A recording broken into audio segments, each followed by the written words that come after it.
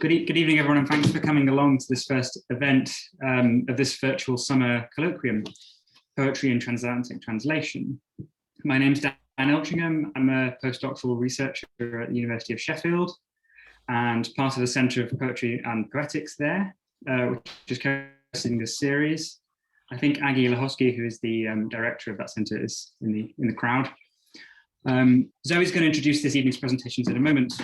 But first, I'll just say a few words about the rest of the series, which Zoe and I have put together somewhere in the virtual mountain air between Sheffield and Bangor, in anticipation of what we hope will be an in-person conference in June 2022.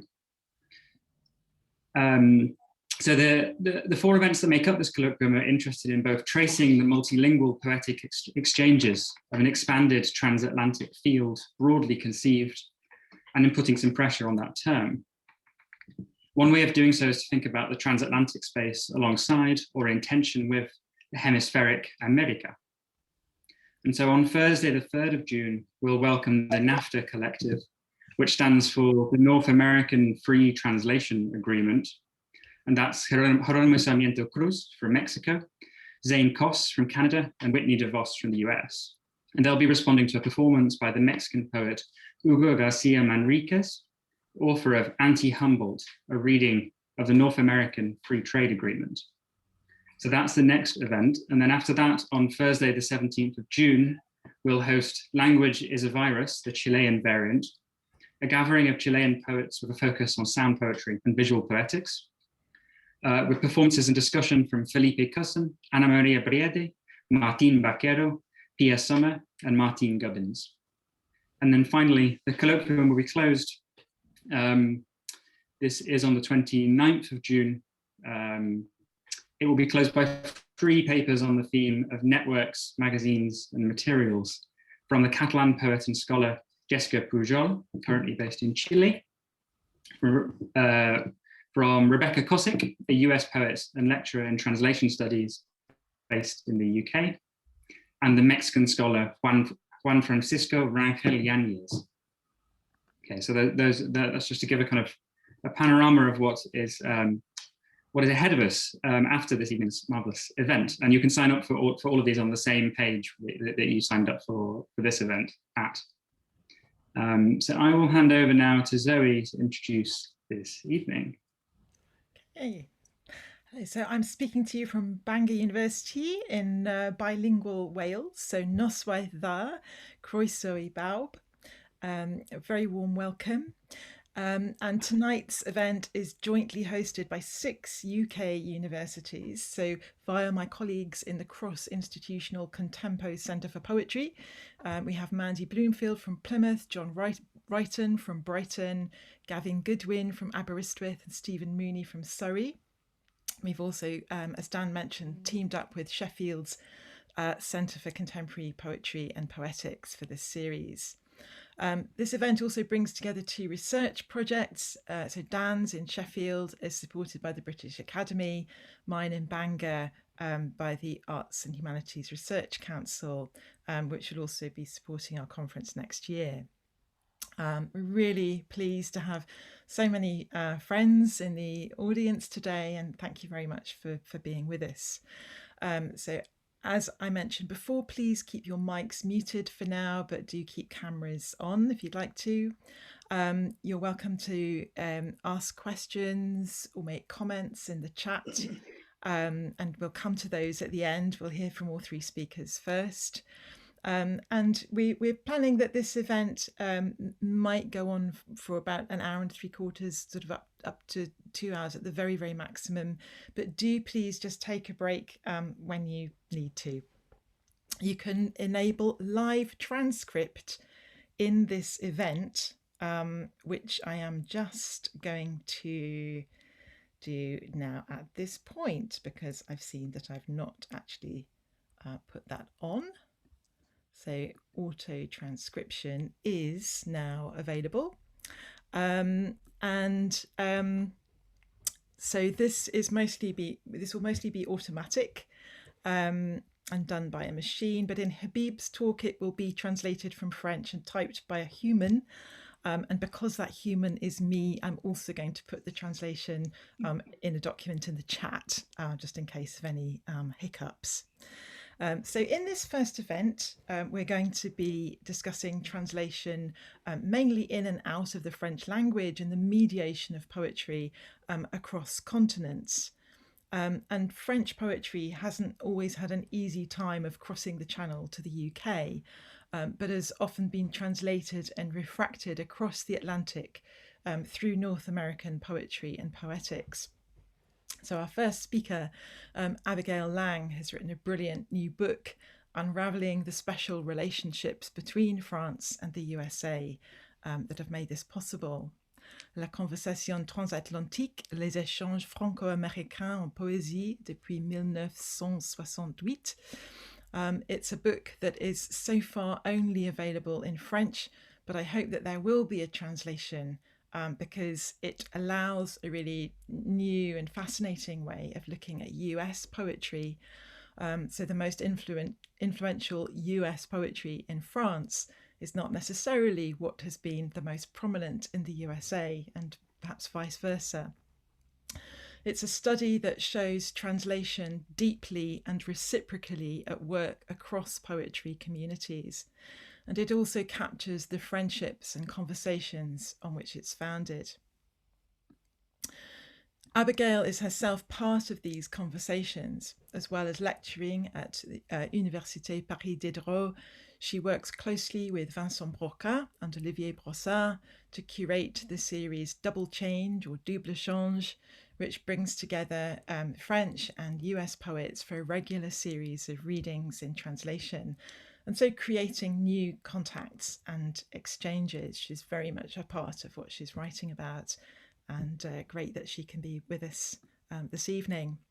Okay, from Abigail, we're going to move on to Habib Tangour, who is a poet and ethnologist who lives between Paris and Algiers, writing in French.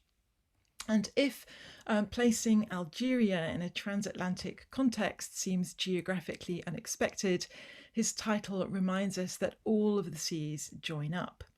And the relationship between translation and decolonization is one that this series is very much concerned with. And his role as a poet, prose writer, translator, and editor is one that unsettles boundaries and shifts expectations. So of his work in translation, I particularly recommend Exile is My Trade, a Habib Tangour reader, translated by Pierre Joris. And with Pierre too, he co-edited the very comprehensive University of California Book of North African Literature. As a translator of both American and Arabic poetry into French, Habib Tangour's work has opened up exciting new routes of dialogue, particularly in the publication series he directs with the Algerian publisher Apik Editions. So Poems of the World, I'm going to hear about this later. And finally, it's a particular delight to begin this series in the company of Pierre Joris, our final presenter this evening. So he's a prolific poet, a dedicated translator. He's just published Fox Trails, Tales and Trots, Poems and Prose. He completed his monumental half-century Celan translation project with 2 final volumes, Memory Rose into Threshold Speech, the collected earlier poetry of Paul Celan, and Microliths, posthumous prose of Paul Celan. And he's also recently published A City Full of Voices, essays on the work of Robert Kelly, and also Arabia Not So, Deserter, and Conversations in the Pyrenees with Donis. So now living in New York, Joris began his life in multilingual Luxembourg and has been circling between languages and continents ever since. His work puts translation at the very centre of what poetry does and is, how it moves and lives. And in doing so, it articulates a valuable aspect of US poetry that has to do with discovering the foreignness of English, the kind of foreignness that makes poetry possible, while at the same time offering hospitality to multiple languages and cultures that find a home there. And it's with this spirit that I'd like to begin tonight and our series by inviting Abigail Lang to speak. Welcome, Abigail. Thank you very much, Zoe. Thank you very much, Zoe. Thank you very much, Daniel, for your kind invitation. It's a pleasure and an honor to be opening this wonderful poetry in transatlantic translation series together with Habib and Pierre. Given the occasion, I have framed the presentation so as to end with translation, so it's not a proper book talk or prospectus. It's more a meandering, I'll be meandering through the book to touch upon a variety of issues. And I have a crude PowerPoint to share, I'm afraid.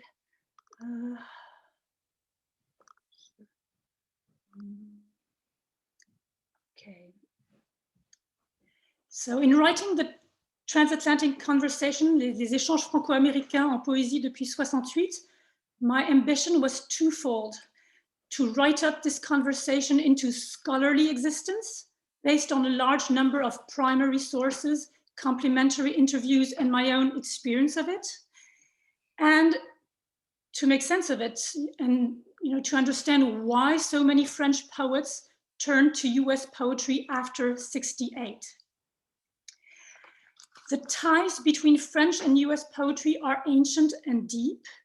In his introduction to the Random Book House of 20th Century French Poetry, Paul Auster reminds his English-speaking reader of the countless contributions made by French language and poetry to English since Gower and Chaucer.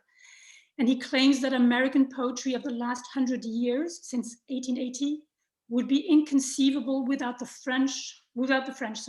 Since Baudelaire, he says, modern poets in England and America have looked to France for new ideas.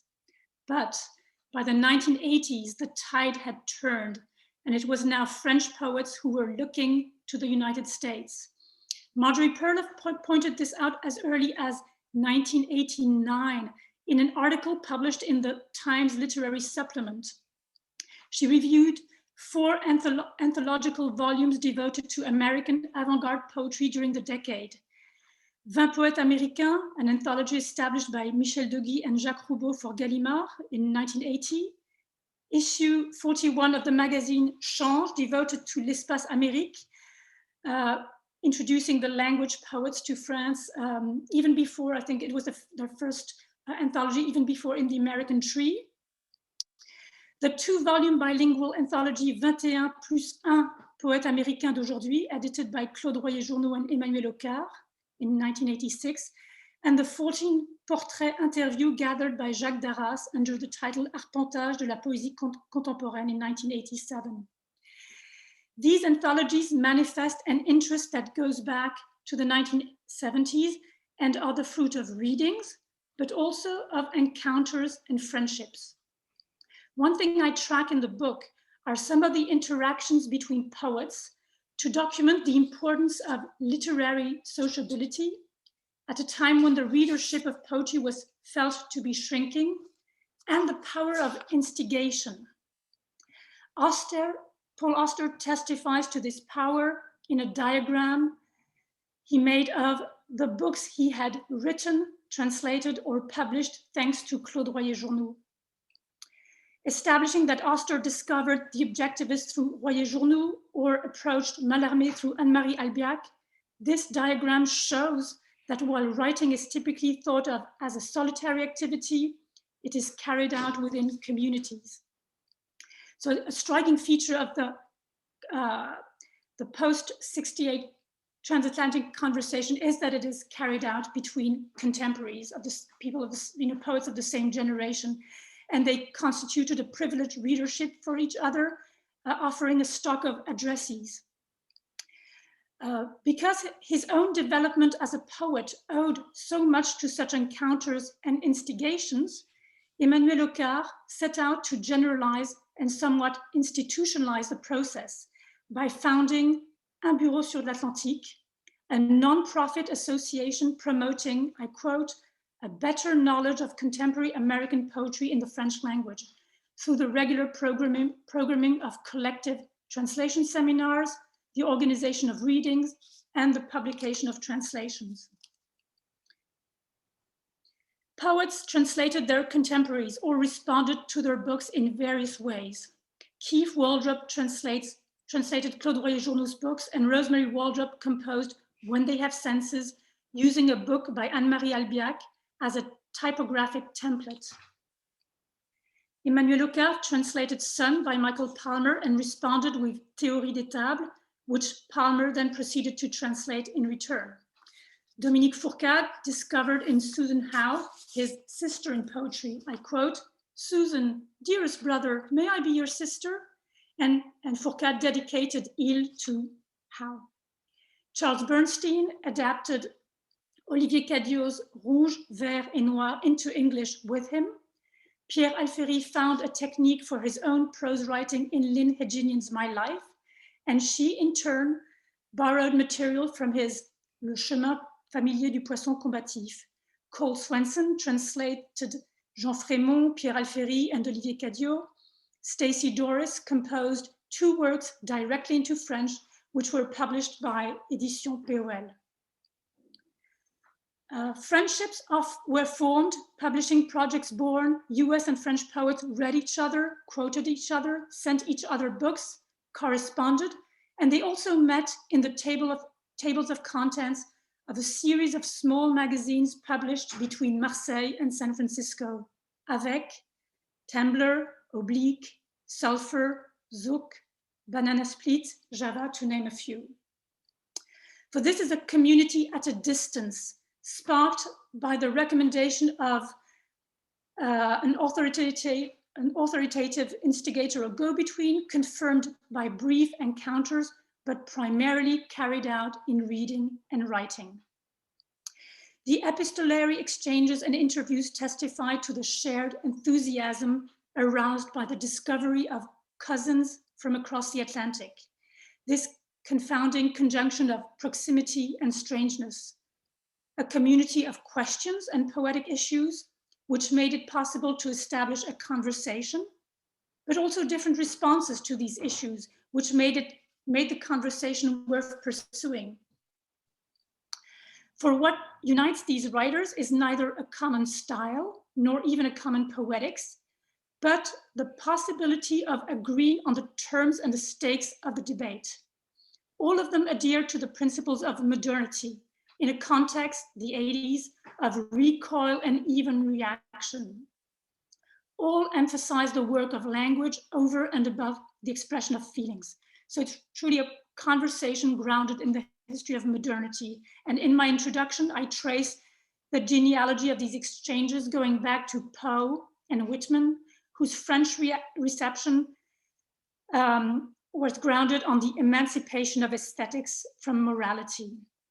During the modernist period, it was above all the Americans who turned to Paris in search of modernity, Pound, Eliot, etc. After '68, it was the French who were looking for ways out of a modernity that had run out of steam by turning to their American counterparts who had already moved on to a form of postmodernism in the 1950s and found ways of incorporating mass culture, a range of new media, and ordinary language. So an escape from the literary. This is the way this aspiration is repeatedly voiced is as an urge, on the French side, is an urge to escape literature and literariness, to escape literature as a traditionally state-sanctioned and state-sanctioning activity in France more than in any other country. I'm thinking of l'Académie Française and the very old ties between the French language and the state. Trying to escape also the idea of a poetic language conceived as a deviation from ordinary language, embodied in France by Mallarmé and further theorized by Jacobson as the poetic function of language.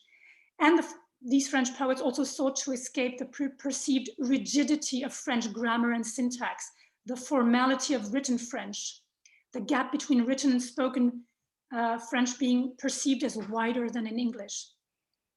So my argument, based on the variety of their strategies, was that French poets found mainly two ways out of literariness, through orality and through literality. And these are two, I'll just give you a peek into both. So first, orality. The third and last section of the book is devoted to the oral turn of French poetry and considers the advent of poetry readings in France in the mid-70s, so almost 20 years later than in the US. It considers forms of written improvisations inspired by Stein's writing and David Antin's talking, and I won't discuss these. And it also considers various attempts at adapting a speech-based poetics in French. I will mention only two. First, this anthology, showcasing many of the poets included in Don Allen's 1960 landmark New American Poetry Anthology, Roubaud and Duguy. Duguay's anthology was a concerted attempt to adapt speech-based poetics in French, to operate, I quote, a casual dissolution of poetic solemnity. This is, I'm quoting Roubaud, quoting Ron Padgett. Strategically, Roubaud entrusted the translations to French poets, not professional translators, but poets. The other example is a 1982 radio program devoted to Robert Creedy and produced by Jacques Darras, which points to the limits of translation for adapting speech-based poetics into French. Here is the second of the three translations of Creedy's iconic I Know a Man, made by Jacques Darras for the documentary. A seasoned translator like Pierre Joris, who was part of the program, admits that words in French are longer. It can't be done. And Denis Roche, a poet who translated Pound's Peasant Cantos, also on the program, reflects that stopping the French language like that, trying to give it a skunk rhythm, it's almost impossible, but it's fun to do. Denis Roche's remarks suggest that the point of translation is not limited to the product, the translation, but also resides in the process. In other words, even if the result appears a failure, there is something to be gained in the attempt. The other way out of literature, I argue, is through literality. The book's first section is devoted to the ongoing French reception of the objectivist poets, which provides an exceptional case study on reception and cultural transfers. Since 1968, when they were first introduced by Serge Fauchereau in his landmark book, Lecture de la Poésie Américaine, every generation of French poets has reinterpreted their meaning according to their needs. While Roubaud and Royer-Journoud singled out Zhukovsky for his radical formalism in the 1970s, Roubaud championing Zhukovsky as an antidote to surrealism and as an anti-Pound, Ockar singled out Reznikov in the 1990s and identifies testimony as the decisive model for littéralité. And I'll just quote, littéralité, which Ockar defines as the contrary of literature, and he says, through repetition in that gap, that distance, which is the very theater of mimesis, suddenly you see something else. And this is a quote by Zhukovsky, in the model, which now loses its value as original as origin.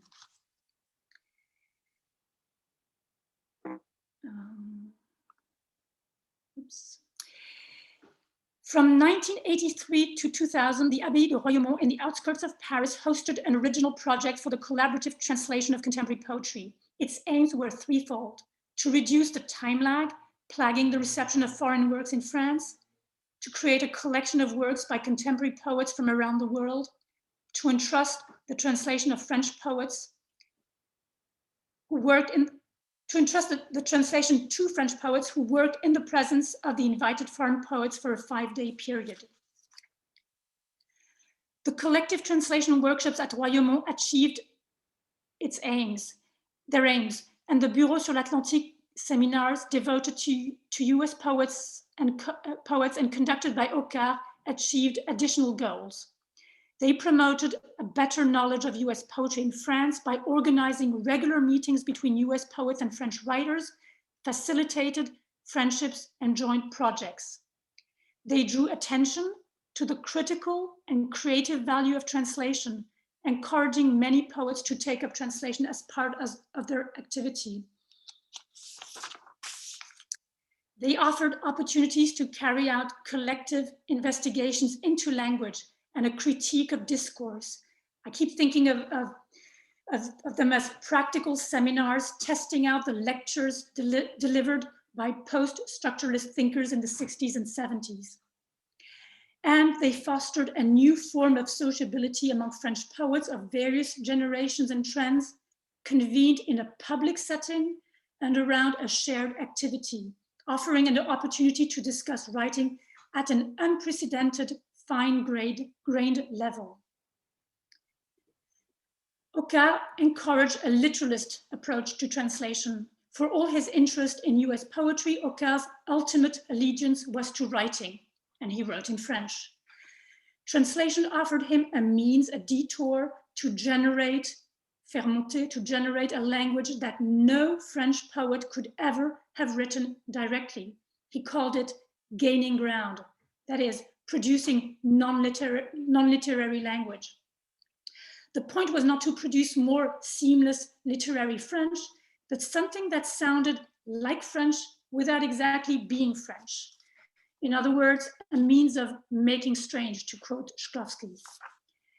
So this last phrase, make it sound like French without really being French, tells us how difficult it was to renounce the idea of poetry as a deviation from ordinary language. Flirting with translatese, littéralité offered a transition from poetic language to ordinary language.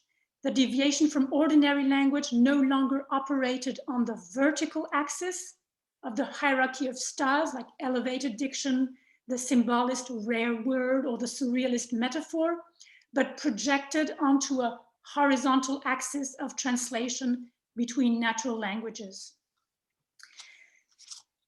At the end of the book's conclusion, I suggest that the reason why the Franco-American conversation became less sustained after the 90s is that younger US poets were increasingly attracted to non-Western traditions and minority languages and literatures as a result of post-colonial and decolonial thinking.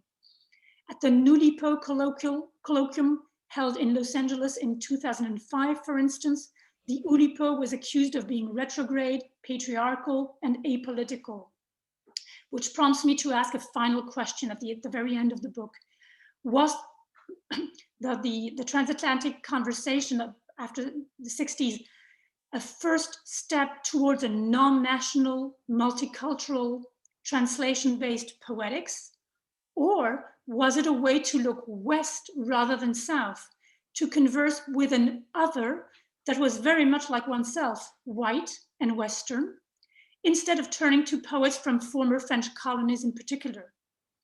So while the gender gap has closed since the 70s on the French poetry scene, other minorities remain, worryingly underrepresented. So this is, the more conversations to be started. So thank you for your attention. Okay, thank you very much, Abigail, for fascinating talk. So I'm sure there will be questions, and if people have them now, then do start putting them in the chat. But we're going to hear from our other speakers first of all, and we're going to go now to Habib Tongor. And Habib, you are. Thank you. Yeah. Perhaps, yes. So if so, I've put a translation of Habib's talk in the chat, and I am also going to be I'm also going to be attempting to do this in live transcript. It might just take me a minute to catch up, but do make a start, Habib. So you'll be able to activate this at the bottom of your screen if it's not coming up already. Thank you, Zoe. Thank you for the invitation and thank you for translating my text. And excuse me because my English is not so fluent, so I can't make a long speech in English. So I wrote my text in French and I'm going to read it very slowly so you can see. Au confluent des deux mers, une traversée en poésie et traduction.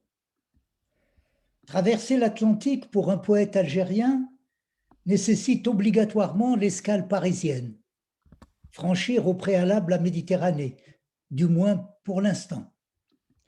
Ce n'était pas le cas pour le voisin marocain, dont le pays, baigné par l'océan, vit séjourner chez lui de nombreux écrivains et artistes américains et européens.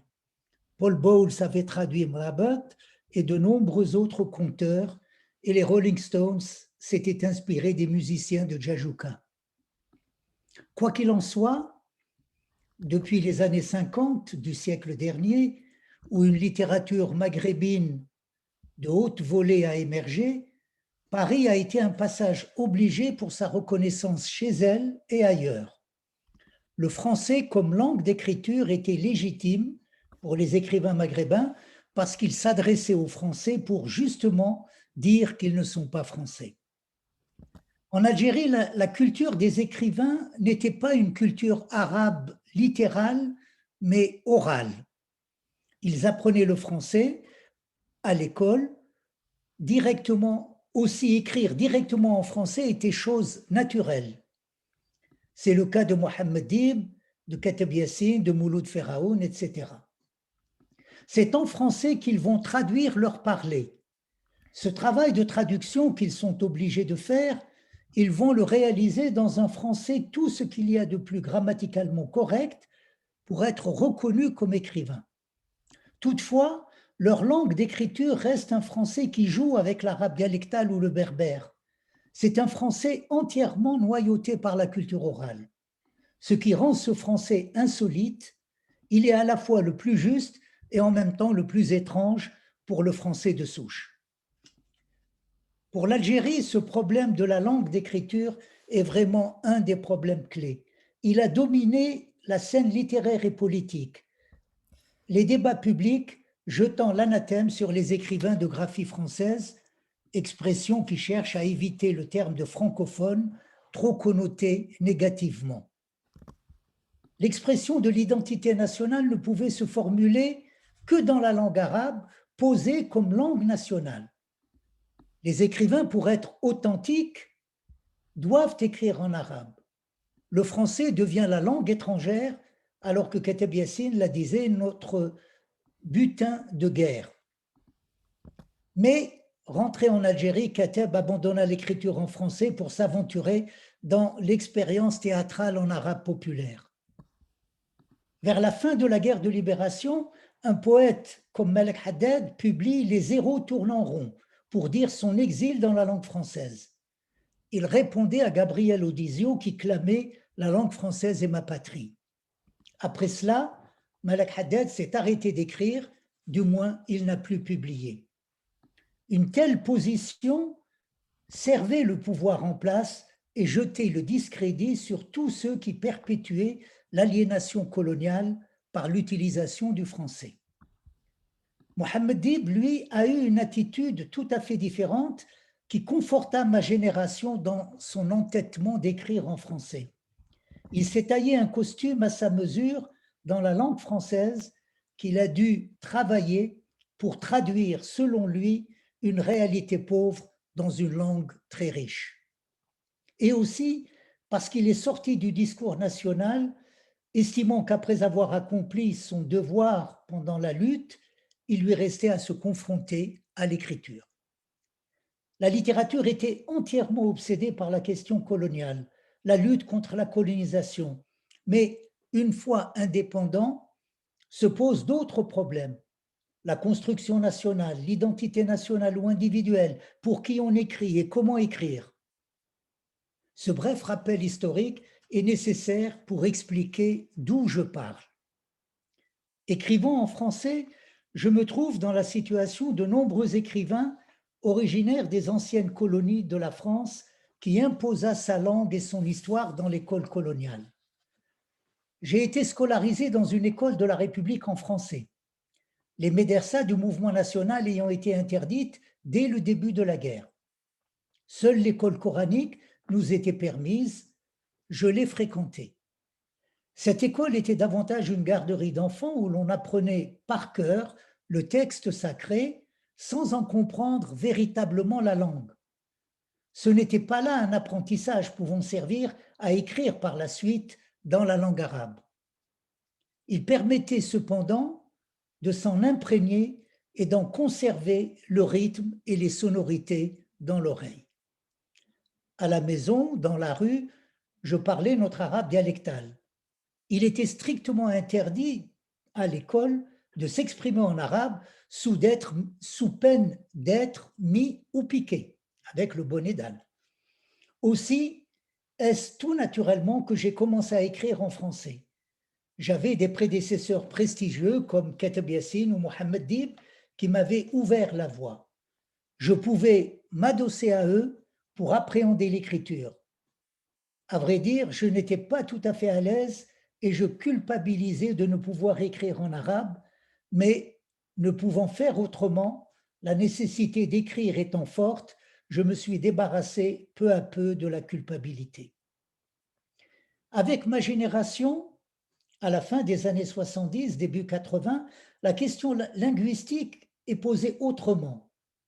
Il y a la prise de conscience que la langue d'écriture est toujours une langue étrangère et que faire la distinction entre la langue nationale et la langue étrangère est une illusion, une aberration menant à une impasse. Ma génération a refusé l'enfermement dans le faux problème linguistique. Elle ne voulait pas se taire, conscience malheureuse, dans sa propre terre libérée. Elle savait l'avenir à la langue arabe qu'elle désacralisait. Cette langue devait s'enrichir au compagnonnage du tamazigh, du français et d'autres langues encore.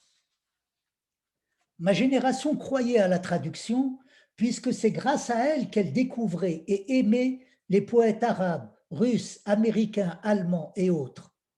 D'ailleurs, beaucoup connaissaient plus le français à travers des auteurs traduits qu'à travers des auteurs français eux-mêmes. Ma génération refusait de se mutiler pour la satisfaction de bureaucrates véreux. En effet, l'écriture, lorsqu'elle est résolument en quête de cette chose subtile, ne se résumant pas à un simple reflet du social, se joue de la langue. Elle est, délectation au supplice, transgression de toute norme dans un égarement méthodique. Elle s'aventure au-delà du tracé sur la page blanche. L'épreuve a ses risques et le poète apprend à ruser. Le régime politique en Algérie, enferré dans une vision totalitaire de la nation, somme le poète de produire du langage signifiant dans les mots de la tribu, lexique jalousement répertorié, conservé, figé, dans une adoration pas toujours de bon aloi. Le poète est sommé d'être engagé, un engagement qui lui est imposé. Il est un témoin de son temps et un vecteur de progrès. Mais qu'en est-il en réalité?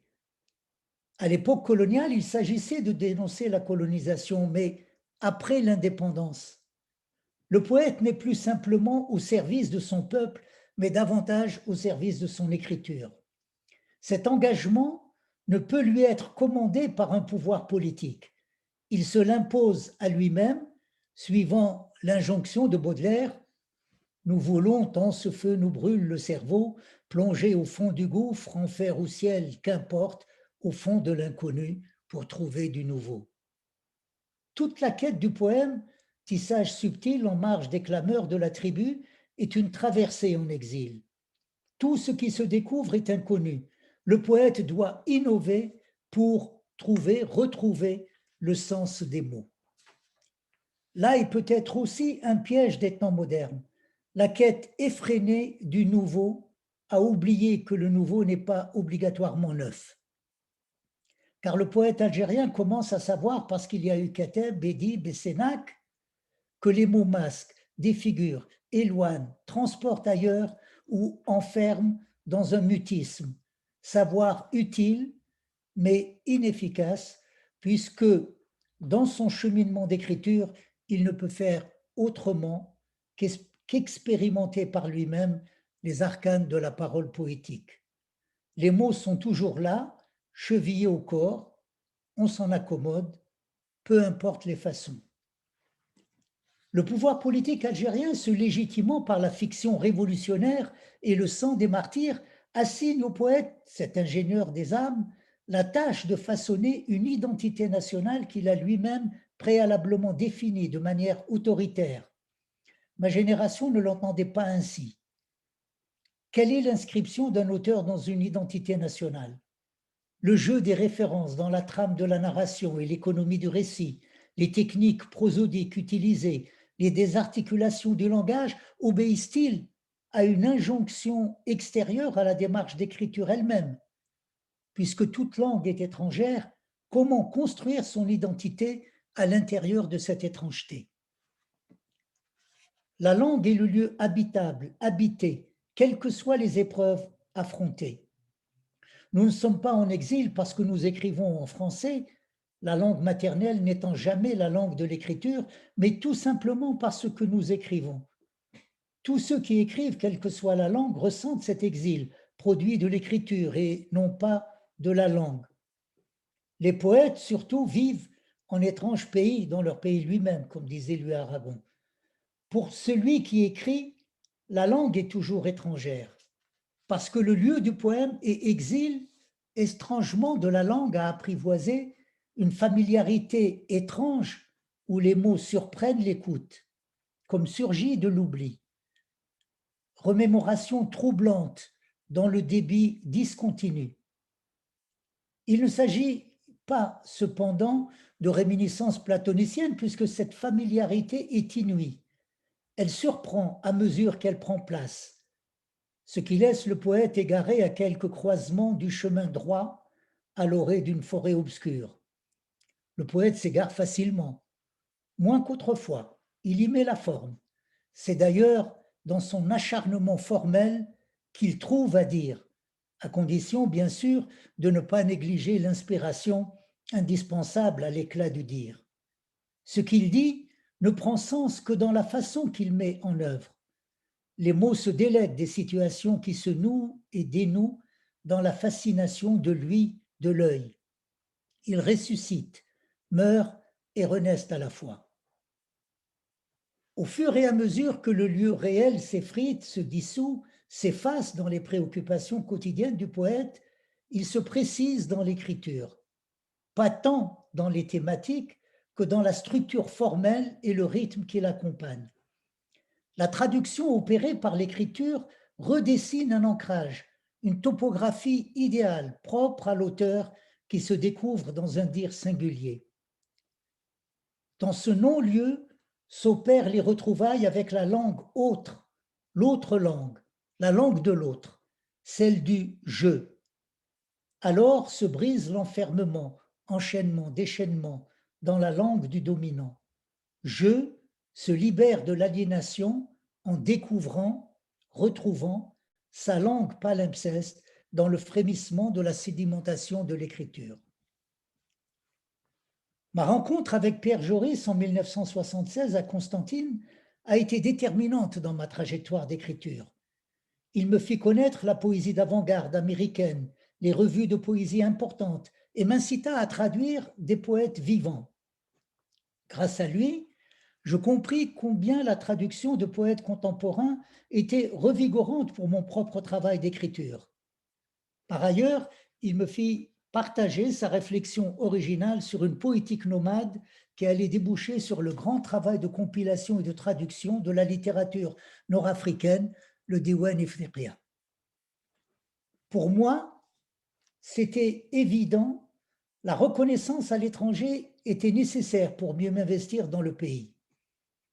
En Algérie, je n'ai commencé à être reconnu que quand Sindbad, les éditions Sindbad, m'a publié à Paris dans les années 80. Mon public peut être n'importe où. Je n'aime pas penser à un public en particulier, mais je pense qu'il est important que le public algérien me lise. C'est quand même mon public parce que je suis algérien. Et c'est aussi pour lui que j'aimerais faire des choses. Par exemple, cette collection que je dirige à Alger, Poèmes du monde, vise à permettre aux lecteurs algériens d'avoir accès à la poésie contemporaine mondiale. Comme je l'exprime dans la présentation de la collection, il s'agit d'une collection de poésie contemporaine internationale qui offre aux lecteurs algériens des recueils de poèmes originaux du monde entier dans leur langue d'écriture et traduits en français. Le choix des textes est le fruit des amitiés, des rencontres avec des poètes traducteurs. Mon ami Mourad Yelles, écrivain et critique littéraire, dans un article de presse en Algérie, a très bien présenté la collection Poèmes du monde. Je le cite, « C'est la première collection algérienne entièrement consacrée à la création poétique plurilingue. Le principe en est simple, chaque volume, d'une moyenne de 100 à 120 pages petit format, comprend un choix de poèmes dans la langue d'origine, accompagné de la traduction en français. S'y ajoute une préface rédigée par un spécialiste de l'œuvre, de l'auteur et ou du domaine littéraire et un court questionnaire. Ce dernier clôt le volume et en 7 questions fournit l'occasion à l'auteur de nous donner un aperçu sur sa conception de l'écriture poétique, son statut, son évolution. Une courte biographie vint heureusement compléter cette courte mais précieuse annexe. Il me fallait convaincre des poètes reconnus en Europe, en Amérique, en Afrique, en Asie, de me donner des textes originaux à publier en Algérie pour enfin ouvrir le débat sur les problématiques de la poésie contemporaine et de la traduction poétique. Redéfinir le rapport à l'autre, qui n'est plus étranger puisqu'il est chez soi. Pas besoin d'aller acheter les recueils à l'extérieur, les auteurs sont disponibles chez soi. Les livres étaient conçus bilingues de la langue d'origine, arabe, anglais, allemand, suédois, maltais, etc., vers le français. Idéalement, il faudrait des traductions en français et en arabe. Ça, c'est l'idéal, sauf que n'ayant pas la capacité de juger de la traduction en langue arabe, je ne pouvais pas entreprendre ce travail. L'idéal serait qu'un poète arabophone puisse diriger cet aspect-là. Pour moi, la langue d'arrivée, c'est le français. Même si je comprends l'arabe, c'est dans le français que je peux juger de la traduction. Je traduis moi-même des poètes américains et arabes en français. Le français est après tout une langue nationale en Algérie. Mon objectif est de mettre côte à côte des poètes de langue arabe traduits en français, des poètes de langue anglaise traduits en français, des poètes d'autres langues traduits en français, et que l'arabe est une langue d'écriture comme l'anglais, comme le français, comme les autres langues, et que les lecteurs voient que c'est la traduction qui est importante. Et ça, c'est aussi pour sortir du faux problème de la langue. C'est la première fois que ça se fait. Peut-être qu'à l'avenir, on publiera des textes entiers, des auteurs en prose et en poésie, dans le théâtre, etc. Pourquoi pas? Après tout, l'Algérie pourrait être une plaque tournante de la littérature. Mon rêve, c'est d'organiser un festival international de poésie contemporaine, mais pour que tout ça puisse fonctionner, il faut que les autres structures suivent, c'est-à-dire l'enseignement des langues, l'université, la presse. On a maintenant des milliers d'étudiants en anglais, en français, et rien ne se passe. L'enseignement tourne en rond, il y a la presse, mais on n'a pas de revues, de critiques, des débats sur la littérature. Parce que la littérature, ça n'est pas simplement avoir de bons auteurs. On a de très bons écrivains, de très bons poètes, il faut aussi de bons lecteurs, il faut un terreau culturel, il faut une communauté. Je terminerai par le propos de mon ami Mourad Yelles dans l'article C'était plus haut. C'est une citation du grand poète Hölderlin qui ouvre symboliquement chaque volume de la collection. L'auteur de Hyperion écrit « Un humain peut-il, quand la vie n'est que fatigue, lever le regard et dire « c'est comme ça que je veux être ?» Questionnement lourd de signification. En tout état de cause, dans un monde de plus en plus plongé dans la tourmente et où les humains, où qu'ils se trouvent, peinent à lever le regard vers un horizon qui semble souvent disparaître derrière les nuages porteurs d'orage, la parole poétique a encore ce pouvoir quasi miraculeux de nous montrer une voie encore praticable vers de nouvelles constellations de sens et de forme. À partir d'Alger, puissent ces poèmes du monde accomplir leur généreuse révolution dans les imaginaires des nombreuses lecteurs, lectrices, algériens, algériennes et étrangers, étrangères. Thank you. Merci, Habib. Thank you very much for a wonderful talk. And just a reminder that if you were trying to follow the subtitles, apologies, there were a few glitches at the beginning, but the whole talk is in a document in the chat, and so you can check on it there. But thank you, wonderful to hear that, Habib. And let's move on now to our final presenter this evening. Great pleasure to welcome Pierre Joris. Thank you, Zoe. Thank you, Dan. Thank you, Abigail, Habib. It's a great pleasure to see the two of you on Zoom, and you for your good words, Habib, too. I feel very honored by what you said. So when Zoe asked me to do this, I immediately, and what I will do is a bâton rompu, as the French say, broken sticks. Doesn't translate well, but it's also different from sticks and stones that break your back. But anyway, it will be bits and pieces from here and there. When Zoe asked me for this, I immediately said, I wanted the title, I immediately said, okay, who's North Atlantic Turbine? And where that came from in my mind was double.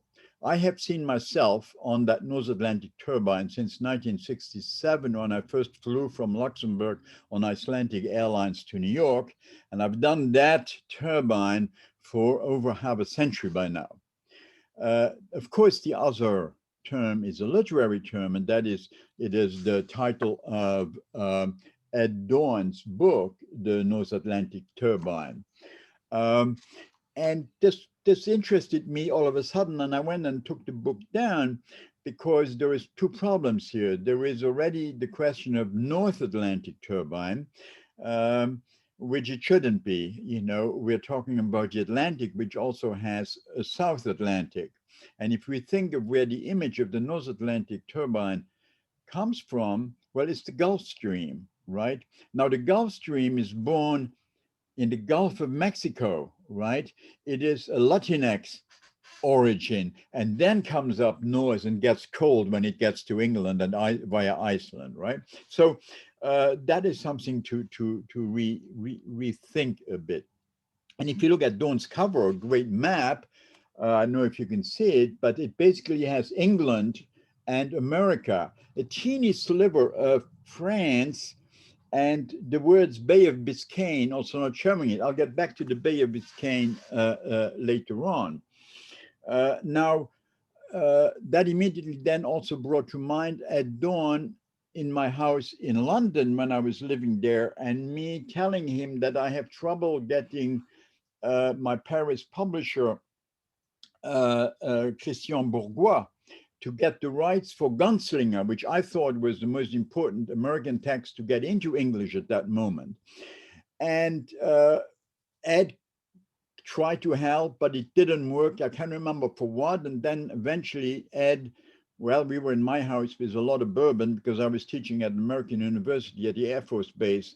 So we had 3 big bourbons from the PX, said, the French wouldn't understand it anyway, don't bother.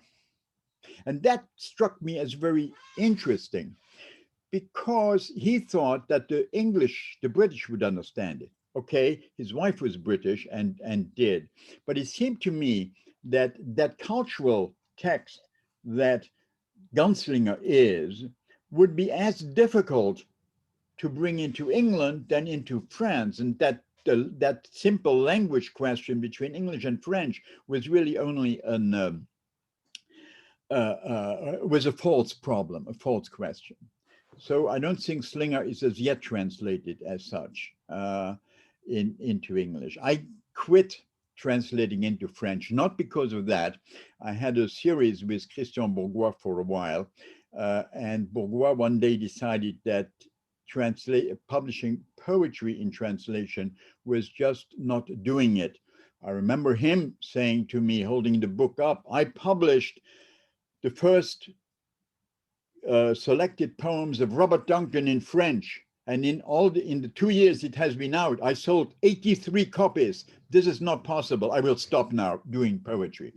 And my collection, the six-pack collection, I've given it the name of my English magazine, which, by the way, six-pack did not simply mean a six-pack of beer, but was an Poundian Anglo translation of the notion of hexagram in the I Ching.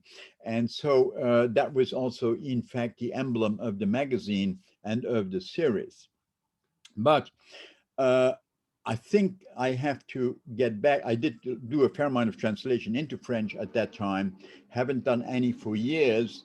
Nicole and I did some Ginsberg a couple of years ago, but I really changed over, as Zoe said, from German. Celan has been a core work, but also from other languages. Habib's work from French, of course, and recently Mohamed Khaireddin Agadir with Jake Sayasak. And there is an interesting story, because I was in Paris in '66 deciding to become a writer. As a Luxembourger, what language will I choose? Because I come from a multicultural background. The spoken mother tongue is Luxembourgish, which I was never taught how to write. The two colonial cultural languages, right, are German and French. So that German and French are what you're taught your alphabet in, and you learn how to read and write, and so on. In high school, you pick up foreign language. I pick English, Latin, also a foreign language, I think, and Spanish, and so on. So if you want to become a writer as a Luxembourger, you have to make a choice, and people choose, of course, either French or German. I was insecure about that. I was not that interested in what was happening in German literature, except for Celan, but Celan is not German. He's writing something else. Because the problematic of German literature that German writers had in the 50s, 60s, when I was coming to, that was not mine. They had to deal with a certain war that was over. And I was looking at French stuff, and I was not interested in what was happening in French literature, really, at that moment. It seemed to be, post-surrealist stuff. Okay, there was some. There was, there were a few that Belgian guy, before all, Michel something, who was core. But interestingly enough, I realized that I really shouldn't write in French when I was living in Paris before going to America in Shakespeare and Company, the English bookshop, where my roommate was Mohamed Khaireddin, the Moroccan writer, who I just seen his first book published by somebody Abigail mentioned, Claude Royer-Journoud, who published Khaireddin's first book. And Khaireddin was a roommate, and he showed me the first North African literature in France that I've seen. And when I started reading him and started looking at Kateb Yassine, I realized that here was the interesting French language for that moment.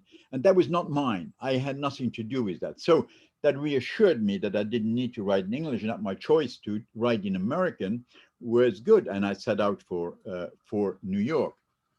But those language things are even more complex to begin with, and in relation to translation and so on. I started reading Karl May in German, the Great Adventure Stories. And what I would take out of those books and write down were all the bits and pieces in foreign languages that May used.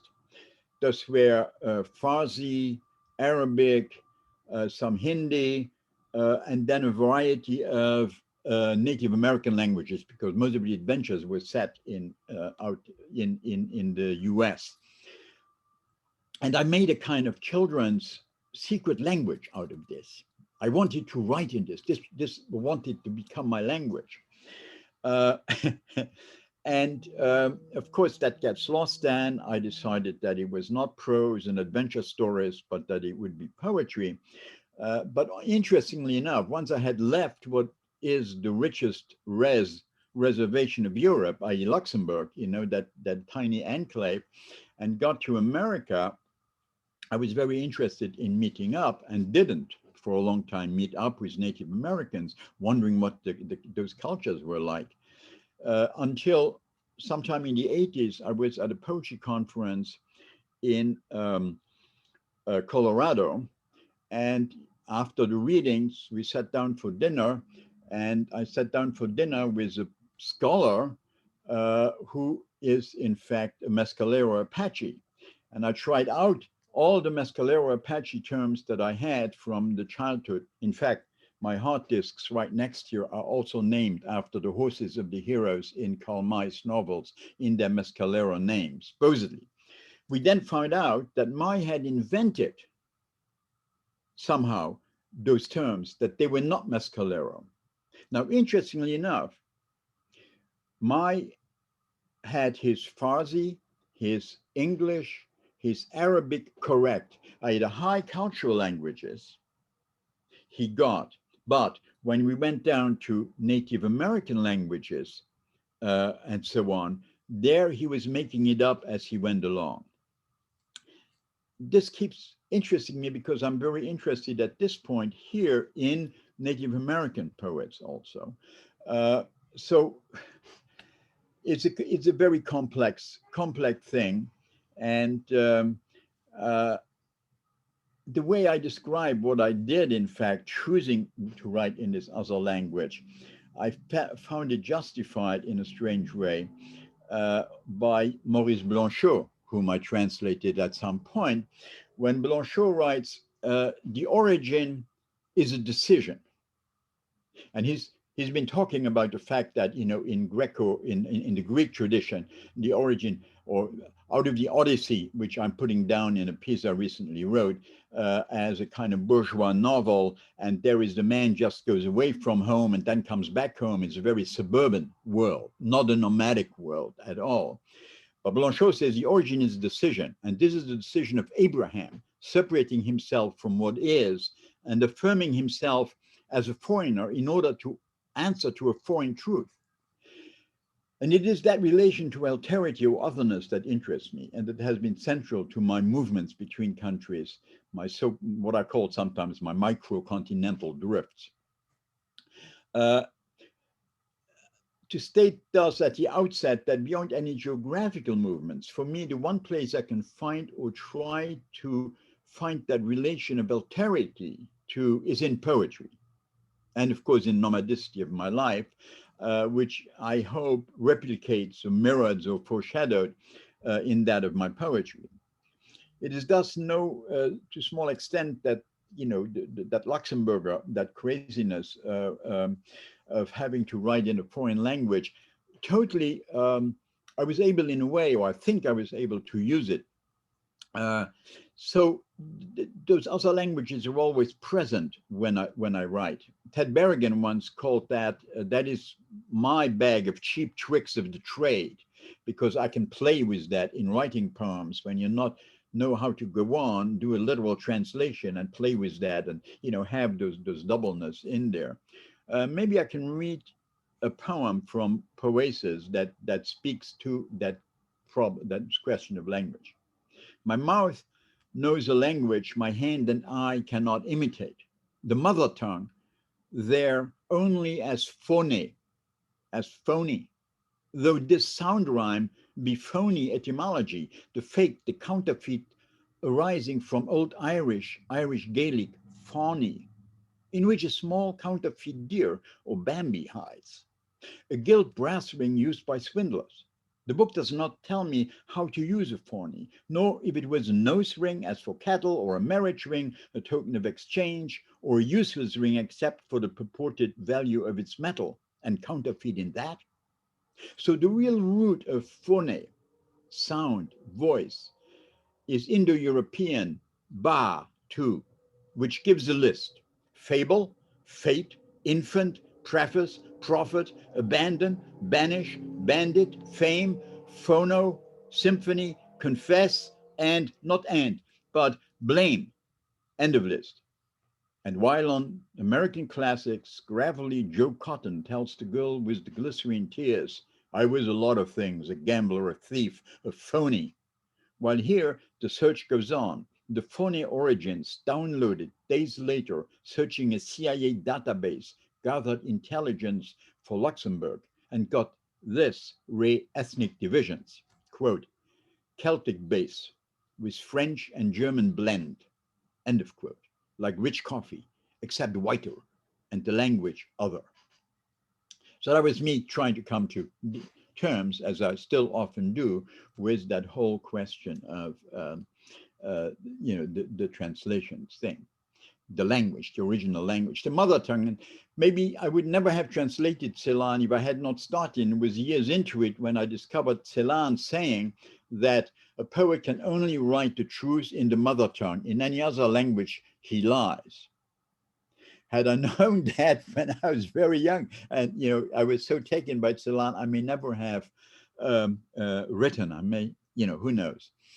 For Celan, it's understandable because what I've learned in 50 years of translating him, he does not write in German. He writes in his German. He has invented a language against German, against the Germany that killed his mother.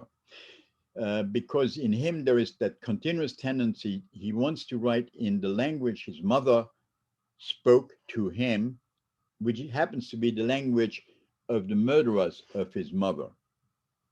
That scared him. All his life was under that strange tension. But he gave me the word Fährgendienst, that is ferry service, translation as ferry service. And that's why I see myself again here on the transatlantic thing, my ferry service of moving back and forth. Even if now I no longer translate into French, I have never translated into German, but I do bring languages, the English, I bring European texts and North African texts into the American sphere. A couple of things I want to really get. Years ago, thinking about the mother tongue and the dislike of the mother tongue as needing to be the language of writing, my Italian-Swiss friend Franco Beltrametti, a great poet who wrote also in English and in, what did you write, Franco, in further? In French, German, Swiss? We wanted to put together an anthology called Blows Against the Mother Tongue, which we didn't get to do because Franco passed unhappily already some 15 years ago. But the idea was to gather all the poets who wrote not in the mother tongue. And that starts with somebody like Li Po, who was raised in the borders of Mongolia and clearly spoke Mongolian dialects before he learned classical Chinese. I think Ovid also was from those edges, So we can think of, and I think of now, those big languages as being very imperialistic, so that idea that we have to have French and English and Spanish, those are imperialistic claims for that monolanguage. I have never met an African who spoke one language. Everybody speaks 3 or 4 languages. You speak the language of the mother of the tribe, of where you grow up. You speak the language of the colonial power that had been there, right? You speak 1 or 2 other languages, and a Pan-African language. So for many people, that whole concept of a monolingual country and the tension that would bring into translation is simply not there. Thinking of empire, let's think of France there, because the last translations towards English that I did together with Nicole Perrafid, my wife, who is from the Pyrenees, and who discovered that really the language of her area is Occitan, which of course the French in power have tried to kill by colonizing the area 500-600 years ago as a kind of rehearsal or a pre-version of the colonization of the Maghreb and so on. And the first thing they did was prohibit the language, Occitan. So Occitan becomes played down to being simply a dialect, a local talk, a local dialect. And Nicole had never learned it, but got very interested in it. And so learned it then. And then discovered and shared this with me, and we started to work on it, that there was an amazing literature in Occitan that was simply not available either in French, and certainly it was, you know, not coming over into any other languages. So we started by translating a poet called Bernat Monsiette. I don't know if you can see that. Now, what's interesting is that Bernat Monsiette wrote an immense oeuvre in Occitan from the 20s to the 80s. He does have one book out that, what's his name? Great French poet from Paris, who's very much into Provençal material, Jacques Roubaud. Jacques Roubaud prefaced. But Gallimard even managed there to Frenchicize his first name, which is Bernat, not Bernard, as Gallimard puts it, right? You can see it's really, you know, it hangs in there. You can't do it. Yeah, the second one we translated is Marcela del Pastre, this amazing Occitan woman writer, also englobing the core of the 20th century, who has an immense work in poetry, in novels, in stories, some in French, most of it in Occitan, and who is also quite unknown. She got on one TV show at some point, but nearly made fun of because at 20, she gave up school. She wanted to be a teacher to go home and help her parents at the farm. And she spent the rest of her life running the farm. And she has some time where she says, oh, I just tell the cows to shut up. I got to finish this poem before I can feed them, you know, stuff of that order. So she, as a poet, tremendous, unknown, out there, you know, so to me, I find that the great axis, Paris, New York, has been well taken care of from early on by friend Claude Roy-Journeau and Emmanuel Hocquart, and here Bernstein, and, you know, the Waldrops and so on. And so I could go into other corners and work there, because Monsiette has an immense poem on the Bay of Biscayne, which is something that has a cousin in America, the Maximus poems by Charles Olson. They are similar generations, and there is work to be done in that area, both translating and gathering those things together. So let me conclude quickly here. What I want to say, really, what my experience in translating and writing really has taught me in that sense is that there is no, Habib said something to it too, says that writing always happens in a foreign language. But I would go further even and say that language itself is always already a translation, so that we don't have an original text or an original language in any way. And if I was to define a poem, I would say it is all the little notes that the poet took, the first typing up, the first publication in a magazine, publication in a book, in the collected oeuvre, maybe the Pléiade, and then also all the translations that that poem has permitted orally in the readings and so on. That is where the poem is. And so the idea that we can have a fixed text onto which we can judge a translation directly, I think is a very much a false idea that is based on notions of national set language that are just not very useful for us. And thus also thinking of how to judge a translation. A translation is always judged in relation to its past language, i.e. you come out of the French, they will judge, oh, in relation to the original, this is inaccurate or something. In fact, I think a poem should be just even more so against the contemporary poetries in its language of arrival. How does this poem function in the new environment in which it is now. What does the poem do in English that it was maybe not even able of doing in its original French, and so on. So I think all I want to do there a bit is complexify and, make a mess amidst all our languages and all those things. There are no, there is no single important one. They're all as important as the next one. Thank you. Okay, thank you very much, Pierre. What a wonderful talk. You've really taken us on some travels there, and I'm sure there will be questions for all three of our speakers, and really thought-provoking talks. Perhaps I'll start with one while people think about what those questions might be. And I've really enjoyed hearing all of you talking about that network of friendship and conversation. And there's also ideas about orality, the spokenness of conversation and the place for that in poetry.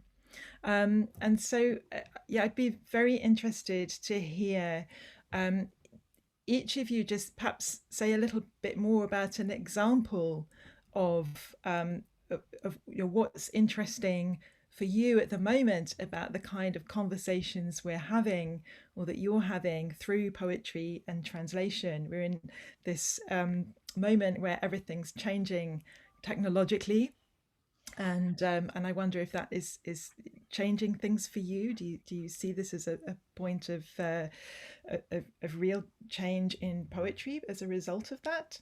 So a question about conversations, and I'd like to actually ask Habib first of all this question, because you've recently it's a little while now, but you've translated a book of Charles Bernstein's Pour ainsi dire, so to speak, which is a title that is wonderfully relevant to the discussion that we've had.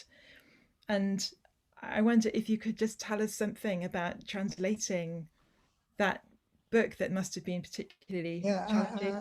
I can say it in English. For my collection, my series Poems of the World, I have translated Pierre Joris, Charles Bernstein, and now I am translating Cole Swenson. The translation of Pierre was easier for me because I have known Pierre's work for a long time, and I share a number of views on poetic writing.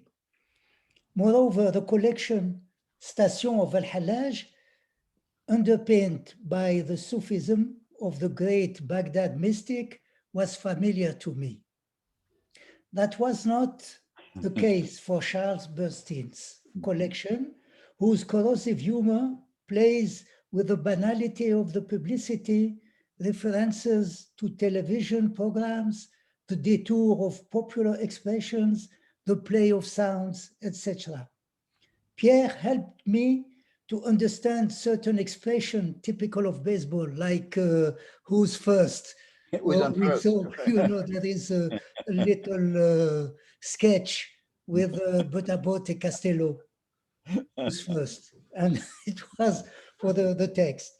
Or also American ads. I had to find equivalence in the French language and culture for translating, because it's not always the same.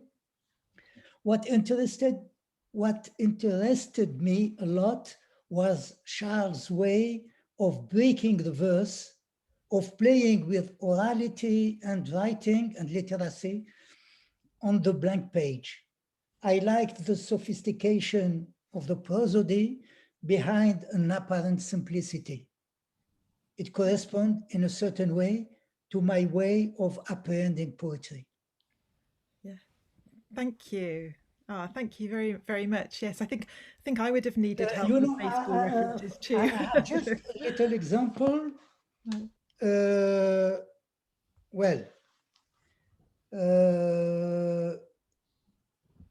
you, voilà. only it say Alice and your name is John. Or then it's saying Polo, but you hear it as Holo. You know, saying Polo, but you hear it as Holo. And John, sauf qu'il dit Alice et ton nom est John, ou alors il dit Polo, mais tu entends Molo. Voilà, c'est pour la langue, voilà, c'est de trouver, just find for the sounds in French, not always an equivalent, but something which is just like. And that works well with Charles because he is such a joker. His language is jocular and playful. So New York, I mean, as I write in the preface, you know, we have 300 languages spoken all the time in New York. So you're in that mix, you know, in that milkshake of languages continuously, and you can go any way, any given moment with it. So it's a treat to, you know, what you did with Charles's work with that piece. Yeah, really. And also when I translate, I don't like to make jolie, la joliesse in translation. When I read some translation and some poets, they always want to put the language in a good French or something beautiful. I don't like it. For me, it's just to have the sound and to have the roughness, la dureté, the hardness, de la langue. the toughness of a given language. No, but that's thinking of Celan here, so from German, but there are some translations in English that have tried to acclimatize him into an American English inherited from a poetics of, say, William Carlos Williams, so that you have very kind of lovely image in lines and so on, and it reads like it, but it's no longer Celan at all. You know, Celan is so absolutely ununderstandable for a German as it is for an English speaker, because, you know, it's an invented language. So you cannot simplify. Whenever a critical essay says, this reads as if it was written in this given language, you know it's a bad translation. You know, it has to be foreignized in that Hölderlin way, you know, that you have to transform the language, and thus it becomes more difficult or more joyful. You know, Charles's work, Bernstein is such an enjoué writer that the translations can do the same thing and come out with different things, but that are at the same level of enjouement. Great. Sure. Thank you. Perhaps you could bring Abigail in here. Yes. Yeah, there's a question by, thank you, by Mao Bayoko. So about institutional affiliations of the French poets. So, you know, obviously it depends which French poets, but those I mentioned, and, you know, who were mostly born around the 1940s, they were not you know, teachers or affiliated with the university, the way that, you know, many language poets became part of the university. That wasn't the case in France. And now that the, you know, the younger poets in French, when they teach, when they tend to teach in art schools. So, you know, either, you know, they may do, I don't know, you know, they found ways of, and maybe things were easier in the 60s and 70s than now, or, you know, I know some were independently affluent, or, and then there was also, you know, one reason why there was this surge of activity in the 80s is that, you know, that's when Mitterrand was elected, and we had Jacques Lang as a minister of culture, and there was a lot of money thrown, you know, for culture, and so, you know, that made things possible. And then also the Fondation Royaumont, which was, you know, sponsoring a lot of these translation seminars. This is a private foundation. So that's, I don't know, I guess I've answered all aspects of the question. Thank you. Yeah. Thank you. So, and if other people have questions, you're very welcome to put them in the chat, or you can raise your hand, and you don't have to stay muted now. We'd very much like to hear from you if you would like to comment or ask a question. Yeah, so I mean, I was just thinking about your book, though, Abigail. You talk about I suppose the tape recorder having an effect on orality, in the way that you describe what's happening in the 60s and 70s. But and I wonder, do you have predictions now? I mean, it's a slightly unfair question because it's not what your book is about, but we're in this very strange environment now.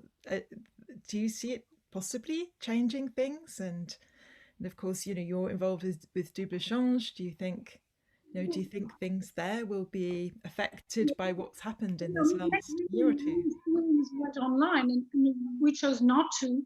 Yeah. For now.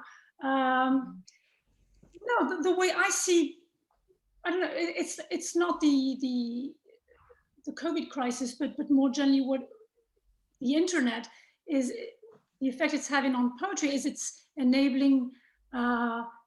It works at democratizing poetry. There are many people, young people, who start writing poetry, and they will confess that they have no clue, that maybe they've even never read a poet. They don't know, but they use it as a form of speech, a way of addressing, of putting you can call it self-expression or a speech or addressing things, or and it's pretty massive. I mean, some of our students, many of them do that, and that, I think, has begun to change things and is changing things. I think, but I wouldn't link it to the the COVID and Zoom crisis specifically, but maybe others have other suggestions. Thank you. So, okay, so we have a question here from Jonathan Catherall. So we know that misreadings, even in a single language, can be influential. Do you have any thoughts on productive or influential misreadings across languages that you've experienced? The examples are too numerous. It is what one does every day. And, I walk out and I see a sign and I misread it. That is just part of the dailiness of one's functioning and writing. And poems very often start from a given misreading that can be funny or weird or whatever. But yes, misreadings are central, and translation is a misreading in a grand way. In some way. Anybody else like to comment on that one? No? Okay. So Jonathan Skinner has his hand raised. Hi, I just I hit the applause button rather than the hand lower button. Hi, thank you for those wonderful talks, everyone. And there's so many questions, and I mean, one of them I think would be just sort of to dig more deeply into that absence of the origin of the Gulf Stream, of the Caribbean in the transatlantic turbine. But one more, just much more narrow question that I had was sort of something that's always perplexed me. Maybe this is for Abigail, which was the kind of, and I could be completely wrong about this, but the absence of the New York representation of the New York School in that early moment of the sort of Orange export. I mean, there's Schuyler and Koch are there, but I'm not sure about O'Hara. And then certainly second generation New York School, they seem to be kind of late to be brought into the party. And I just wondered if you had any insight. Ashbery is very much there. Yeah, Ashbery. Yeah. I guess it gets more about O'Hara, maybe not about New York School so much as about O'Hara. Yeah. But I wonder if he was, I couldn't tell, but what was he? I don't know. Was he so known about in the 60s and 70s? I don't know. Compared to, I don't know. I don't have an answer for that. it's true, he wasn't, he is translated in the, I think in the De Guy and Roubaud anthology, but I don't think there was a, before Olivier Brossard started translating him, I don't think there was a book by O'Hara out in France, and that's, like 10 or 15 years ago. So No, always, you never know why some great poets are left by the wayside. It's also, I was thinking of Dorn when Pierre was, reminded us that, he is still not translated. there was something there in the 60s. It was the beats that were very front in the French. So I started translated Kerouac's Mexico City Blues, which is still sometimes in print. Gregory Corso, Claude Pellier was translating all of Ginsberg and Burroughs. And so there was a total industry of American poetry, but it was that, it was them. Michael McClure should have come in there, and I didn't want to go there anymore because I wanted to stop translating into French. So that was the poetry. And when you were speaking with the French poets, I used to know the Change people at that time.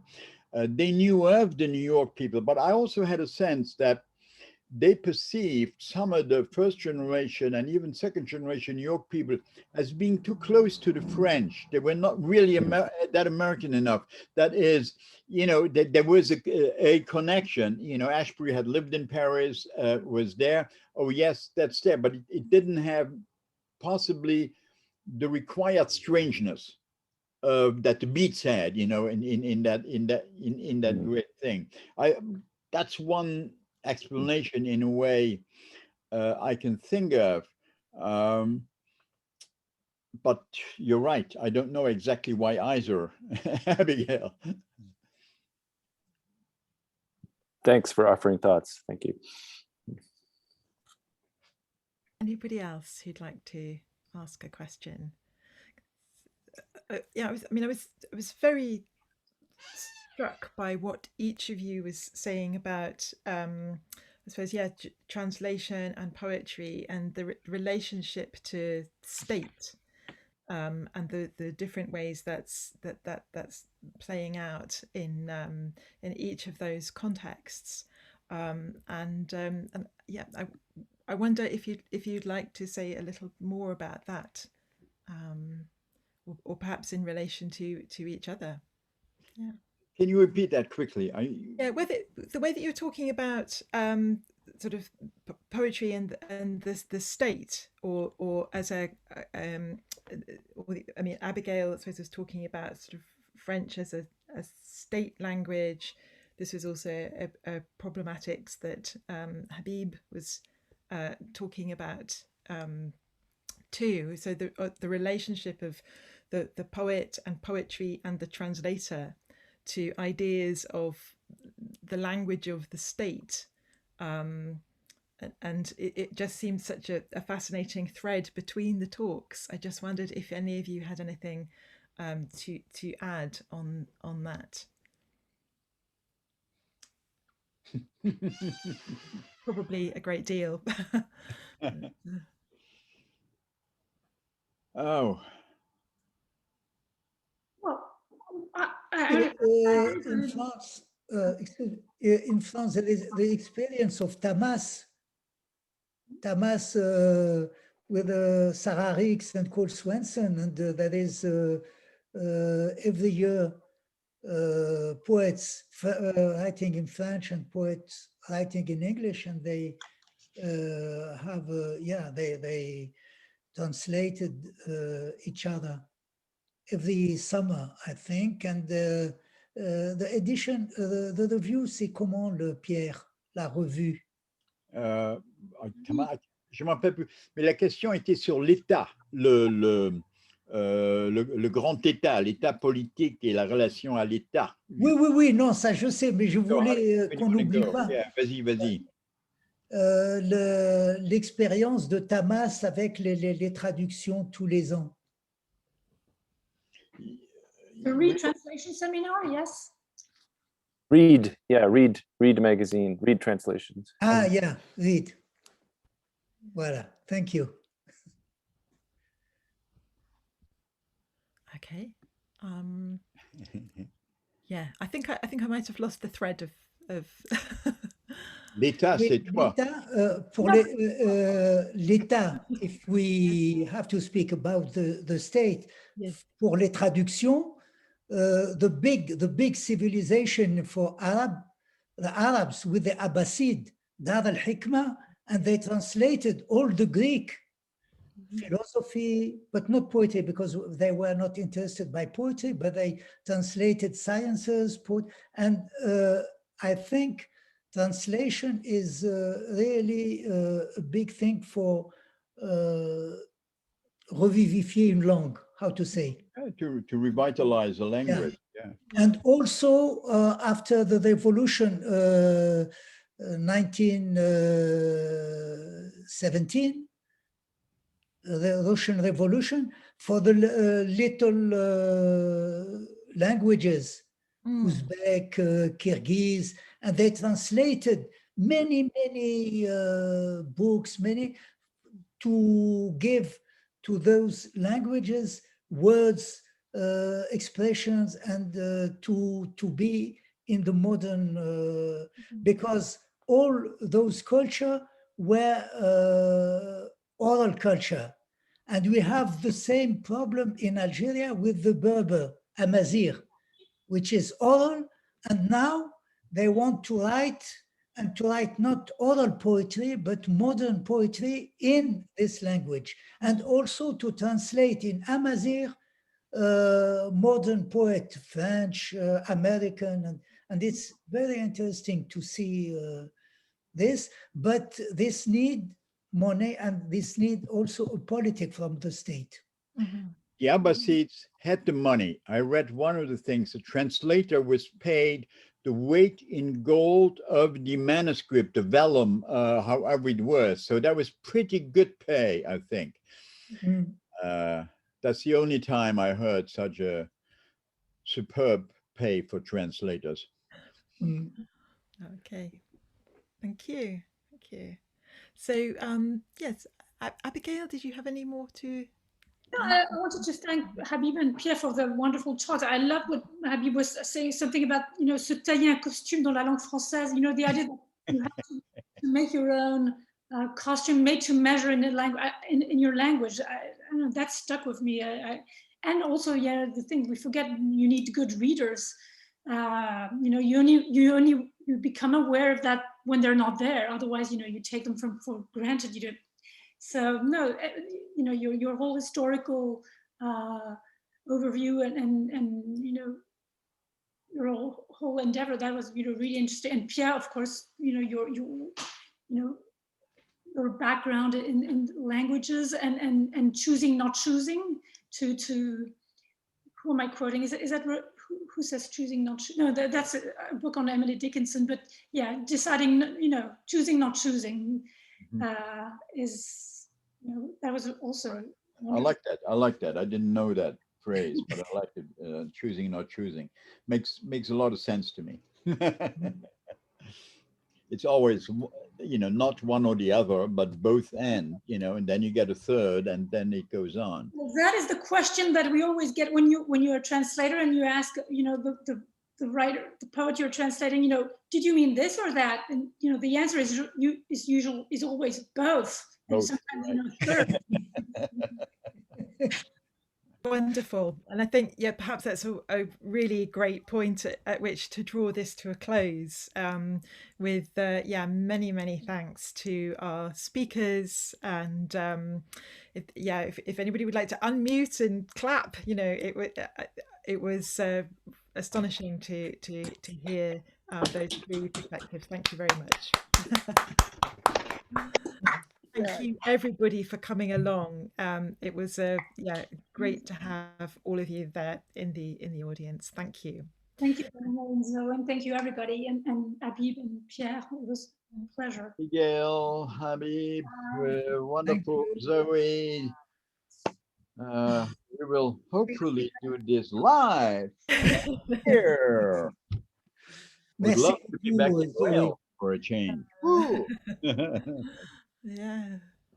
Et merci Abigail. J'espère qu'on se rencontrera. On n'est pas loin. Il faut que je vous écrive pour une histoire d'archives sonores, mais je serai en contact. Oui. Hey, Pierre, do you remember that bookstore Nam de Pam in Paris? What was it called? Nam de Pam. It was a bookstore of Occitan literature on the left bank in Paris. No, in that time, I was not into that. I was, really, I would go and buy some Japanese haiku books, but Right. not Occitan. I didn't know it existed. It took Nicole to teach me really. No, Pound brought it in because this is interesting. We're going to be part. Pound brought the troubadours in. And the French learned about the troubadours from Pound, or their importance. They had put them away because they wrote in not French, right? And so then Jacques Roubaud came and did a lot of great work. But when I mention, which I do sometimes, that the word troubadour is a fake French root. Trobar does not exist in Latin. It has a mark next to it.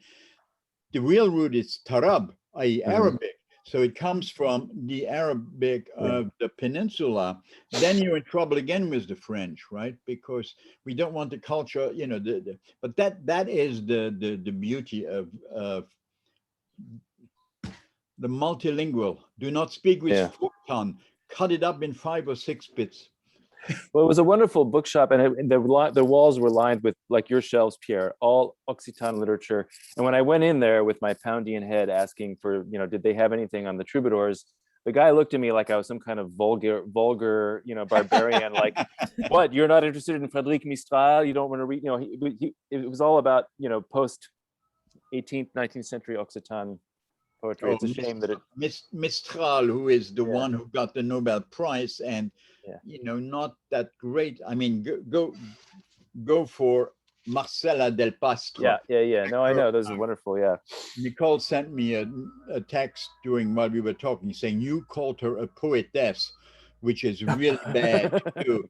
Which in my mind came from the fact that she was called that on TV one day by a Frenchman, and she kind of swiped it off and said, nah, that's not, poetesse de mes fesses.